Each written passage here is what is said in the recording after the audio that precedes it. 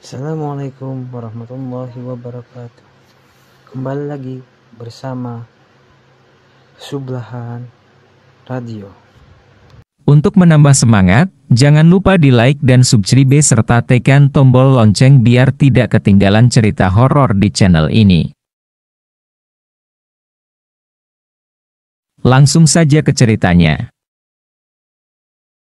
Kejadian bermula ketika 4 pendaki Chandra, Holis, Fajar, dan Farid yang berencana untuk mendaki sebuah gunung yang tak terlalu tinggi di Jawa Timur sebagai refreshing mereka di tengah kesibukan kuliah. Hari yang ditetapkan tiba dan berkumpul di titik poin yang telah ditentukan. Chandra dan Farid ialah seorang pendaki veteran yang telah melalang buana banyak di Gunung Jawa Timur. Berbeda dengan Holis dan Fajar, mendaki merupakan pengalaman yang baru bagi mereka.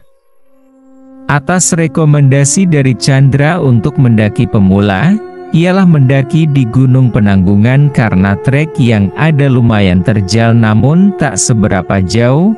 Nanti kalau kita berangkat dari Surabaya sore apa enggak ketemu malam waktu endaki? Tanya Fajar penasaran. Gak masalah kok, treknya nanti masih kelihatan, yang penting pada bawah senter semua kan? Kata Farid menjelaskan. Beres, jawab kompak. Ya udah kita berdoa dulu ya, kata Chandra memimpin rombongan. Sampailah mereka di pos pendakian dan melakukan pendaftaran. Semua berjalan lancar tapi tidak menurut Chandra. Mas Endukur ramai? Tanya Chandra terhadap penjaga gerbang pos, yang artinya Mas di atas ramai.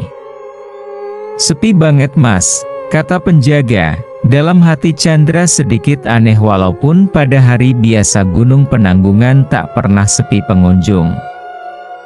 Perjalanan pun dimulai dari yang awalnya bercanda hingga lelah menerpa mereka yang saling fokus pada jalanan masing-masing. Kalau mendaki gak ketemu sama pendaki lain apalagi di gunung yang ramai biasanya kita disesatin loh, kata Farid memecah keheningan. Jangan gitu Rit, nanti beneran baru tahu rasa, kata Chandra mengomentari. Fajar dan Holis hanya terpaku diam. Mungkin dia tahu maksud Farid adalah menakuti mereka yang baru naik gunung. Di beberapa kesempatan Farid sengaja berlari mendahului dan menunggu rombongan seperti ingin menunjukkan kekuatannya, hingga dia secara tiba-tiba ingin di tengah rombongan. Dia bercerita ketika dia berjalan sendirian seperti mendengar derap langkah kaki prajurit. Tak ada yang percaya dengan pengakuannya. Sampailah di tempat pos bayangan, memang benar tak ada satupun tenda terlihat. Langsung saja mereka berempat mendirikan tenda dan membuat kopi serta makanan untuk malamnya. Setelah semua siap dan tengah menikmati alam di tengah malam, tiba-tiba apa yang diucapkan Farid semua ikut merasakan. Suara derap langkah yang terdengar sangat jelas dan kompak.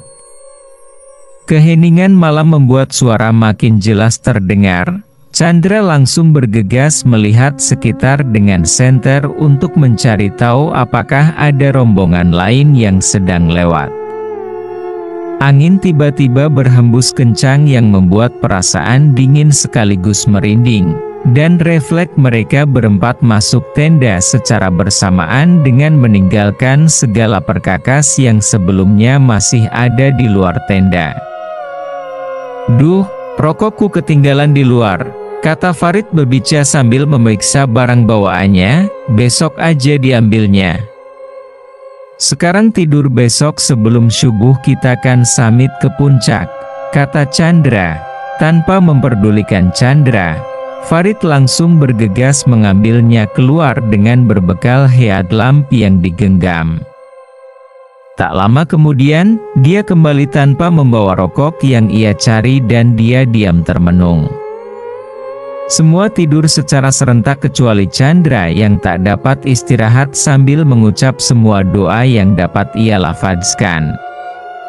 Ia merasakan ada yang mengamati di sekeliling tenda sambil berputar mengitari tenda. Tak jarang tali pasak pun bergetar jelas. Namun dia tak berani keluar untuk memastikan, karena tidak mungkin ada orang apalagi di tengah hembusan angin yang kencang. Pagi hari tiba, Chandra sengaja tidak membangunkan mereka semua dan rencana untuk summit pun ditunda. Chandra yang kelelahan karena tidak tidur, serta Farid yang mendadak jadi anak pendiam. Berkurangnya 2 orang apalagi yang berpengalaman membuat rencana summit pun akhirnya ditunda dan langsung turun kembali.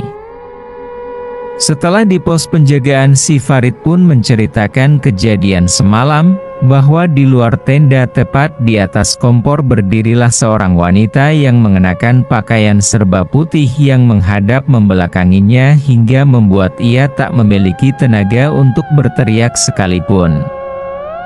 Sedangkan si Chandra menceritakan semalam, seperti ada layaknya karnaval yang ada di luar tenda lengkap dengan percakapan transaksi jual beli meskipun samar yang membuatnya tak bisa tidur semalaman dan menyarankan untuk turun menunda perjalanan summit, karena sejatinya tujuan akhir dari mendaki gunung ialah untuk pulang dengan selamat, pesan penulis.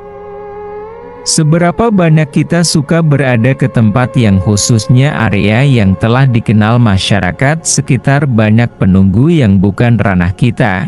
Sebaiknya kita harus tetap menghargai akan keberadaan mereka dan menghormati dia yang tinggal menunggu di sana.